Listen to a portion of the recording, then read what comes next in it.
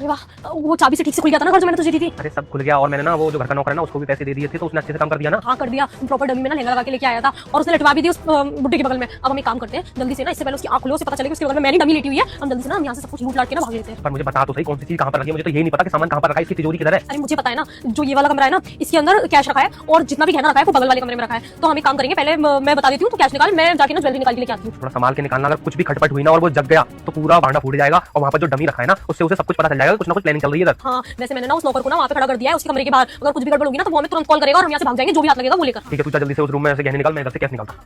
अच्छा तो ये कांड हो रहा हमारे घर में इस लौंडे के साथ मिलकर। मेरे बगल में वो डमी सुला दी, वो तो अच्छा हुआ वीरू भैया का जिन्होंने मुझे सब कुछ बता दिया तुम्हारे बारे में। साहब जी ये ठीक है, दुल्हन चेंज हो गई। क्या कह रहा है? ये कह रहा हूँ आपकी दुल्हन जो आई थी वो भाग गई, डमी रख के चली गई। अरे हाँ, ये तो डमी है। अरे पर वो भाग के कहाँ गई? साहब जी दूसरे कमरे में उसी ने मेरे से करवाया, अगर मैं नहीं करता तो वो किसी और से करवा दी, आपको मरवा देती, वो अपने पैसे जगह समझ के भाग जाती, तभी उसने मेरे को पैसा दिया, तुमने वहां कहीं पड़ी। साहब जी आपने नमक खाया, मैं गलत काम कभी नहीं करूंगा। वो तो ठीक है वीरू, पर वो है कौन से वाले कमरे में? सामने वाले कमरे में। तो चिंता मत कर, आज उसे छोड़ूंगा नहीं। आज तो इस घर में वो रहेगी या सामने मैं रहूंगा। तू चल साले इसकी तो साथी दुल्हन बनाकर। तब मुझे पता पड़ा कि तुम लुटेरी दुल्हन हो, मेरे से शादी करके घर को लूटना चाहती हो, वो भी इस लौंडे के साथ मिलके। क्यों भाई, तुझे पैसे दिए थे ना, फिर ये सब करने की क्या जरूरत थी तुझे?